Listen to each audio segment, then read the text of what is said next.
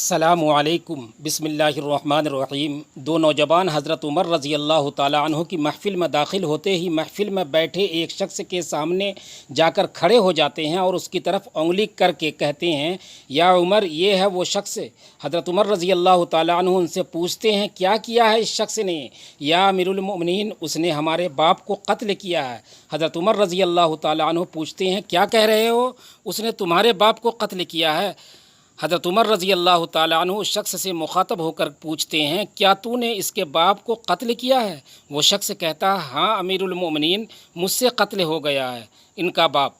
حضرت عمر رضی اللہ تعالیٰ عنہ پوچھتے ہیں، کس طرح قتل ہوا ہے؟ وہ شخص کہتا ہے، یا عمر، ان کا باپ اپنے اونٹ سمیت میرے کھیت میں داخل ہو گیا تھا، میں نے منع کیا، باز نہیں آیا تو میں نے ایک پتھر دے مارا جو سیدھا اس کے سر میں لگا اور وہ موقع پر مر گیا۔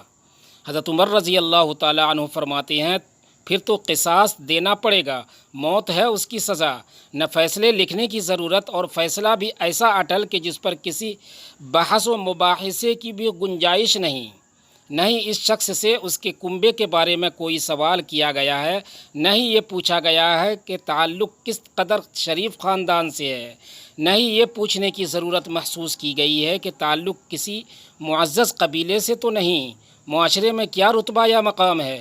ان سب باتوں سے بھلا حضرت عمر رضی اللہ تعالیٰ عنہ کو مطلب ہی کیا؟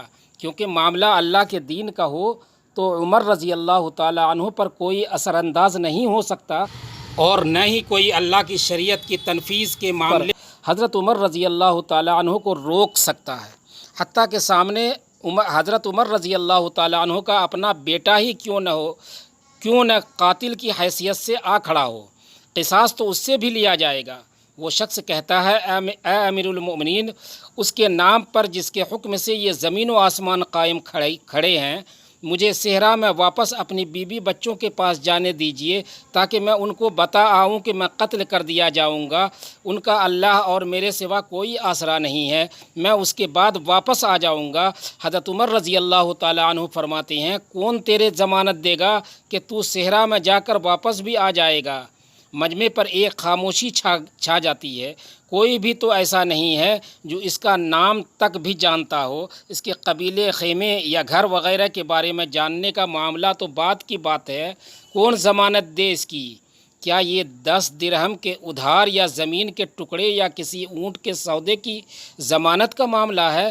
ادھر تو ایک گردن کی ضمانت دینے کی بات ہے جسے تلوار سے اڑا دیا جانا ہے، اور کوئی بھی تو ایسا نہیں ہے جو اللہ کی شریعت کی تنفیذ کے معاملے پر حضرت عمر رضی اللہ تعالیٰ عنہ سے اعتراض کرے، یا پھر اس شخص کی سفارش کے لیے ہی کھڑا ہو جائے، اور کوئی ہو بھی نہیں سکتا جو سفارشی بننے کا سوچ سکے۔ محفل میں موجود صحابہ رضوان اللہ تعالیٰ عنہم اجمعین پر ایک خاموشی سی چھا گئی تھی۔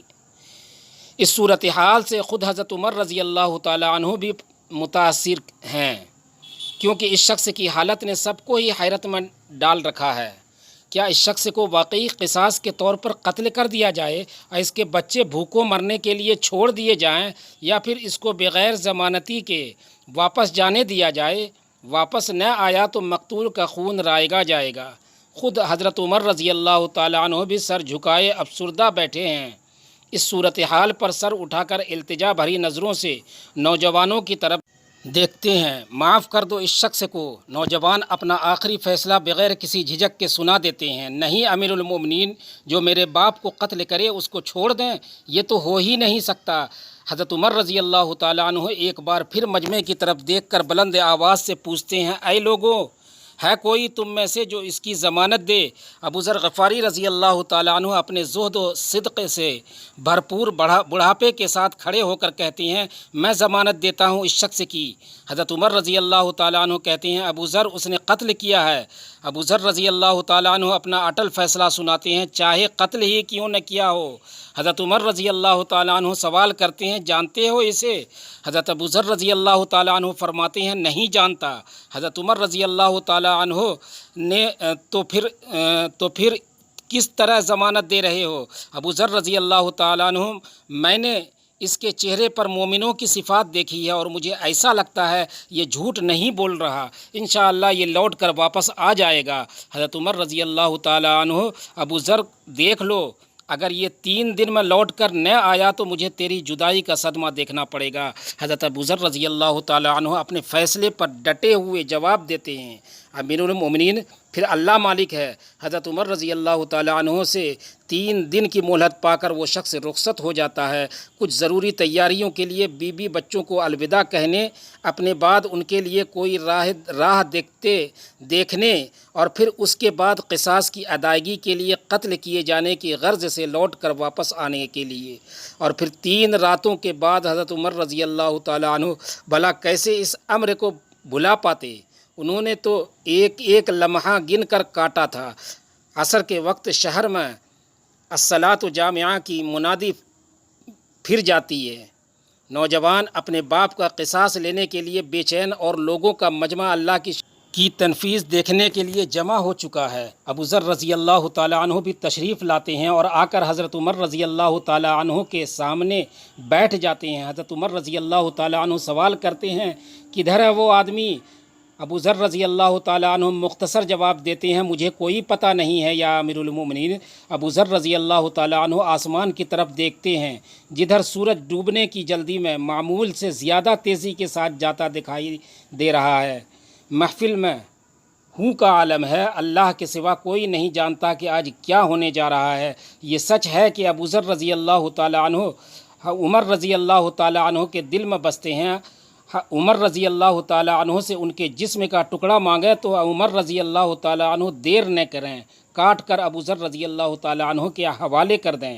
لیکن ادھر معاملہ شریعت کا ہے، اللہ کے احکامات کی بجا آوری کا ہے۔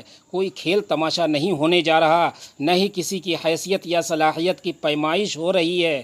حالات و واقعات کے مطابق نہیں اور نہ ہی زمان و مکان کو بیچ میں لایا جانا ہے۔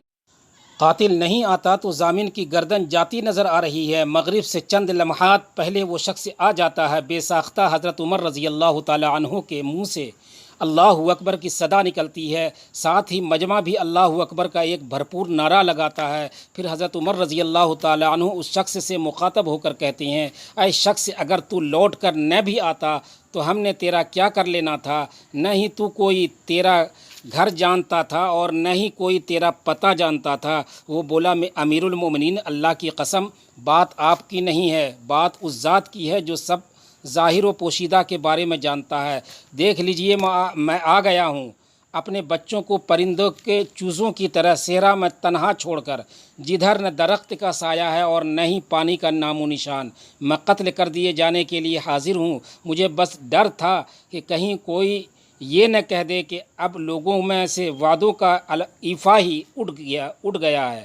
حضرت عمر رضی اللہ تعالیٰ عنہ نے ابو ذر رضی اللہ تعالیٰ عنہ کی طرف رخ کر کے پوچھا، ابو ذر، تم نے کس بنا پر اس کی ضمانت دے دی تھی؟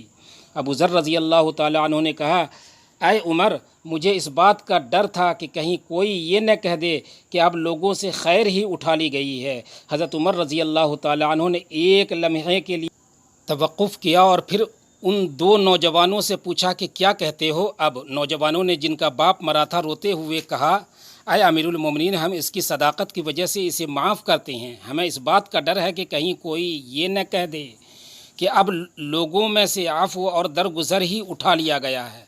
عمر رضی اللہ تعالیٰ عنہ اللہ اکبر پکار اٹھے اور آنسو ان کی داڑھی کو تر کرتے نیچے گرنے لگے۔ فرمایا، اے نوجوانوں، تمہاری عفو و درگزر پر اللہ تمہیں جزائے خیر دے۔ ابو ذر، اللہ تجھے اس شخص کی مصیبت میں مدد پر جزائے خیر دے، اور اے شخص، اللہ تجھے اس وفائے عہد و صداقت پر جزائے خیر دے، اور اے امیر المؤمنین، اللہ تجھے تیرے عدل اور رحم دلی پر جزائے خیر دے۔ لوگوں، چینل کو سبسکرائب کرو۔